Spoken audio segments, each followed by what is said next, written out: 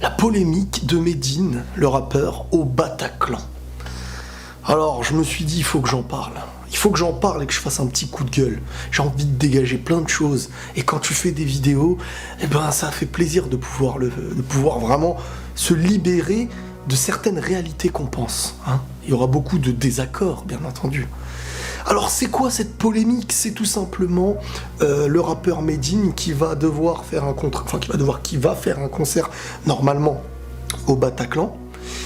Et d'un coup, il y a un éveil, il y a beaucoup de voix qui viennent annoncer et qui viennent se plaindre, qui manifestent, entre guillemets, pourquoi? Certains me diront, hein, la vraie raison, elle est en dehors des raisons qui vont être utilisées sur les réseaux ou de leur propre bouche. Mais vous me direz, je suis pas dans leur tête, bien entendu, c'est clair et net. Alors, Medine, rappeur, musulman, barbu, et qui est... dans ses paroles, très fier d'être musulman, qu'il le revendique, et donc, forcément, ça va créer des problèmes à un moment donné.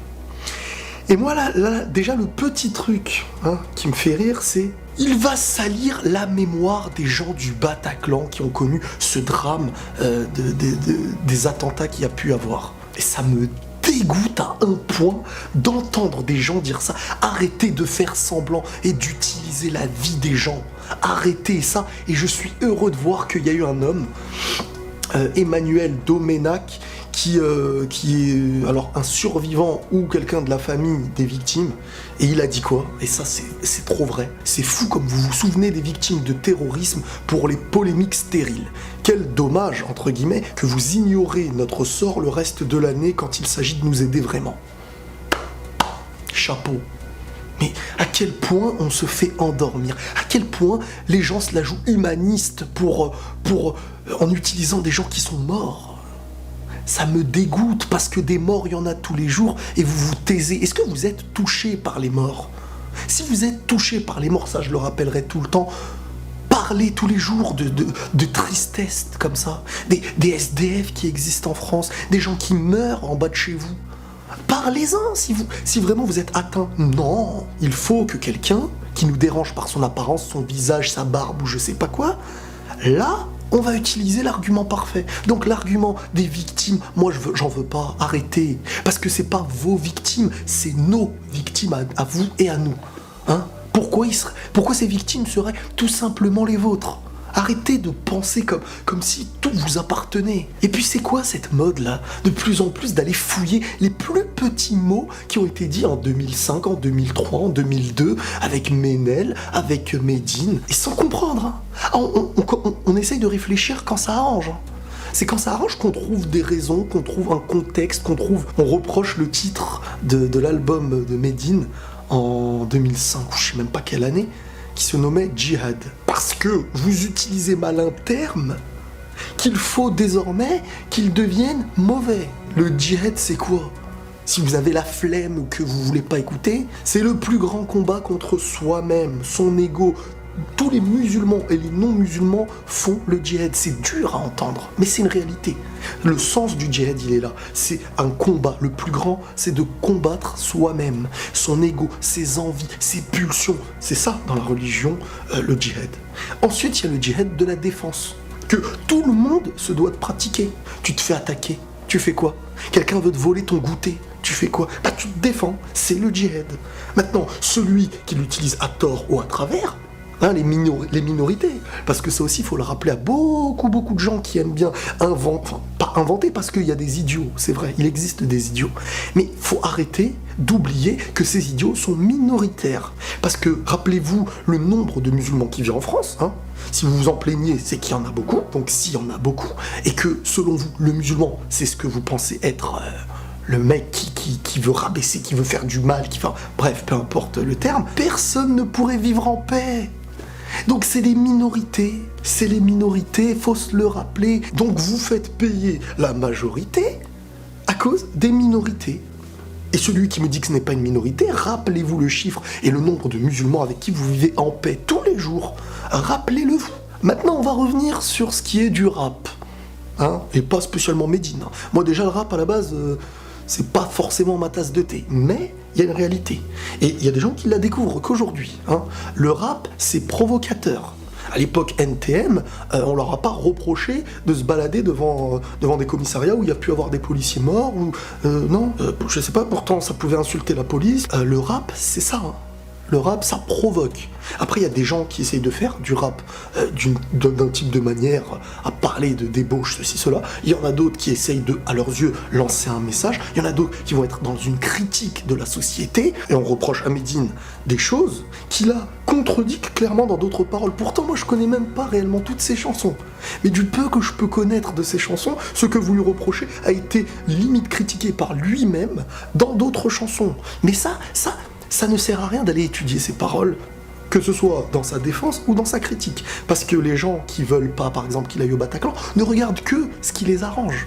Hein, on a vu sur BFM TV la dame qui expliquait en lisant les paroles de Medine et qui a failli elle-même rentrer dans sa propre bêtise en disant, donc elle lit les propos de Medine en disant le djihad est le plus grand combat contre sauf que lui il avait dit contre soi-même. Sauf qu'elle a dit contre le plus grand combat. Mais c'est quoi ces médias ? Y a qui en fait qui vous dit de faire ça ou ça, tu vois ? C'est hallucinant. Mais soyez neutre un minimum. C'est plus des médias tout ça. C'est des idées qui veulent faire passer. Moi je comprends pas.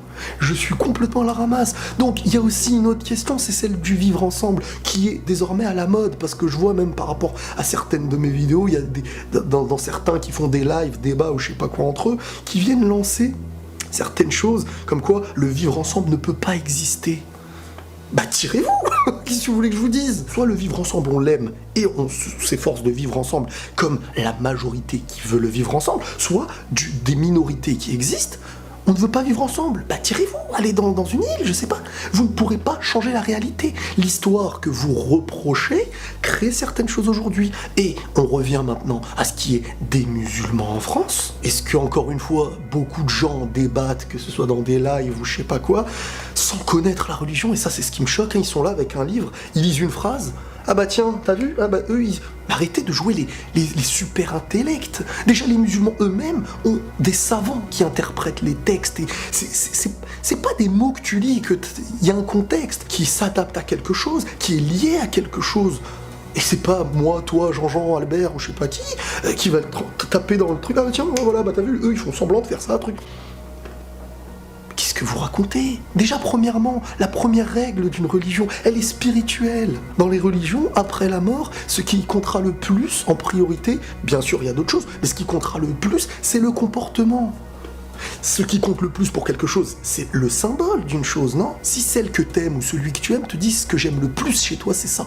C'est censé être une chose qui te représente. Donc dans une religion, la chose qui est la plus importante et qui est le comportement, ça veut dire quoi ?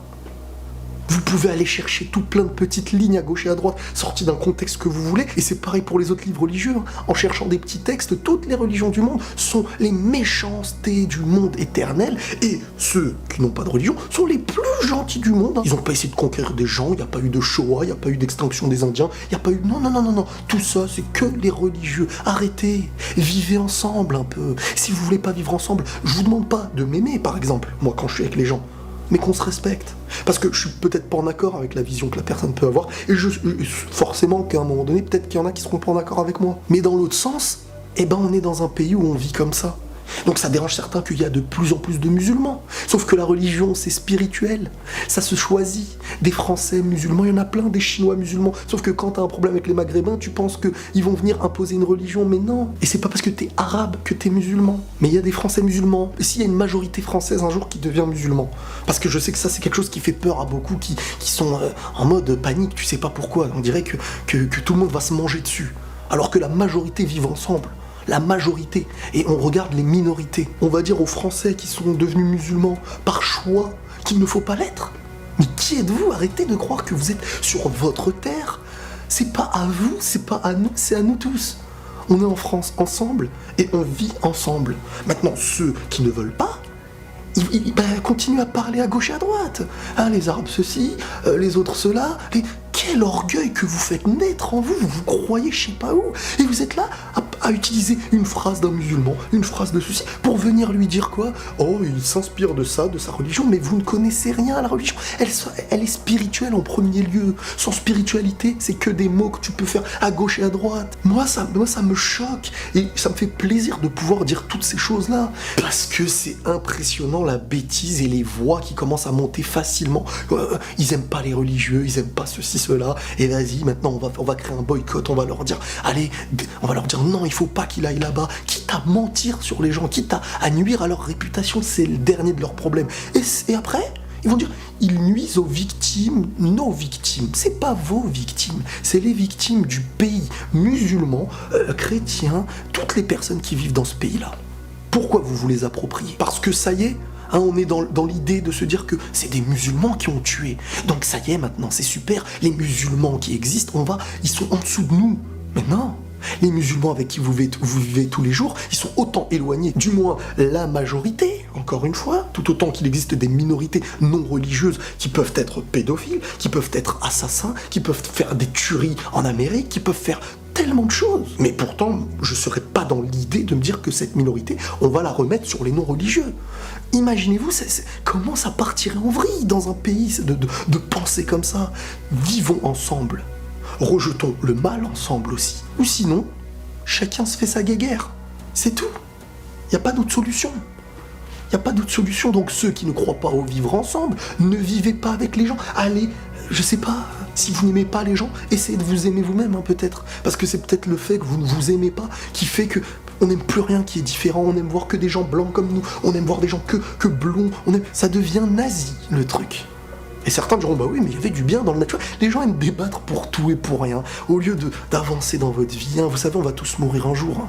On va tous mourir un jour, hein, vos histoires de vivez en paix avec ceux avec qui vous êtes. C'est tout, arrêtez Vous avez créé en fait une religion politique, géographique, qui en fin de compte, passez votre vie à critiquer l'autre, à rejeter l'autre, et vous finirez après, comme tout le monde, à mourir.